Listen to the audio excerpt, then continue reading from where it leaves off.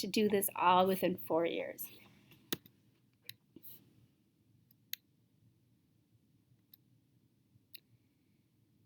So the rest of the Sistine Chapel is beautiful. So you have this Last Judgment scene on the wall, and then you have the creation of Adam and Eve essentially on the top. And then along the sides, you have these apostles and sibyls. And they're beautiful. This could be a painting in itself, but really it's part of this larger painting, which is part of the whole ceiling. And these are painted larger, so there's these beautiful scenes going on that you don't get a lot of credit.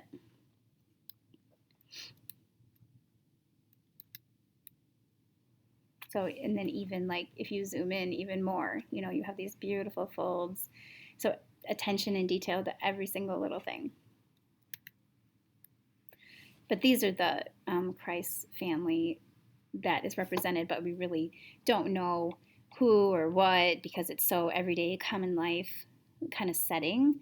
And Michelangelo did that on purpose to make sure that, kind of like what Da Vinci did and what many artists of the time did, is representing Christianity in an everyday setting to appeal to everyday people.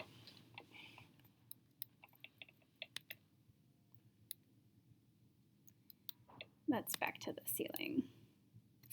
But yeah, so I encourage you to look at all of the images of the Sistine Chapel because they're all beautiful, and there's no way I can possibly show you all of them I would have to take up hours and hours of time showing you each and every one.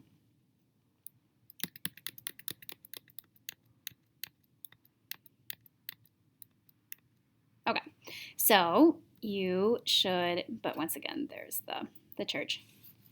And that, like I said, that one's kind of more, it seems like that's the more impressive one when you go in because it's so big in this picture, which it is. But when you look up, it's super overwhelming, which a photo can't really capture the way that is. Go to this link, talks about the Last Judgment. You have Botticelli. Remember I said you have other artists in the Sistine Chapel. This is over here, right? Botticelli. No, it's that one. That's a Botticelli too, though. But so there you go. This is something with the Virgin. I can't remember what it is.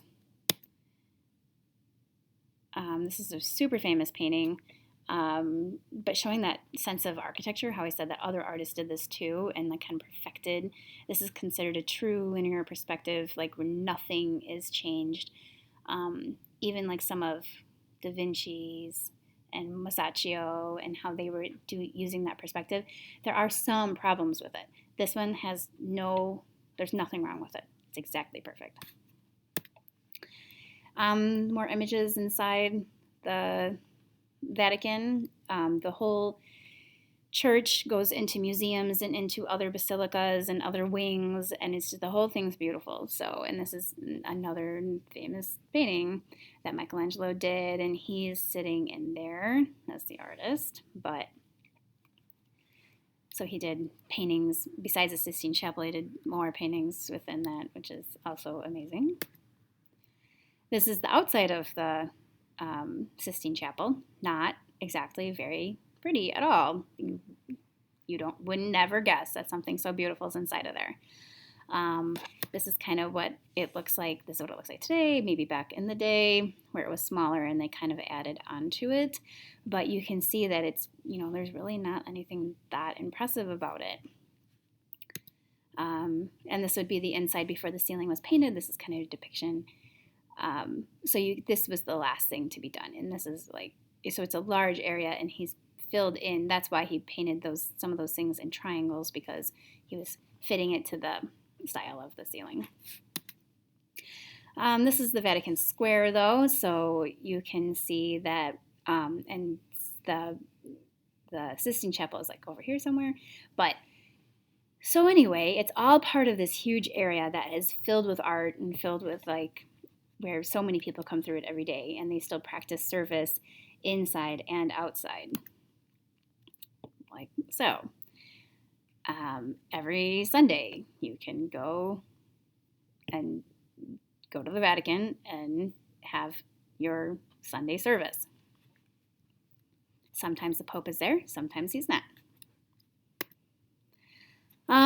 Okay, so moving on for today.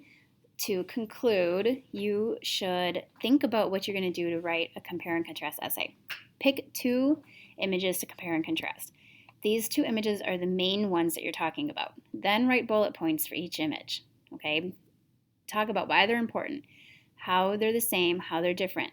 Have a ton of bullet points. Have so many that you might not even use all of them in your essay, but that you have enough that you can actually, if you need something to support, like you have, okay, the Sistine Chapel was built in whatever date and over 20,000 people come see it, and you have to be silent when you look at it.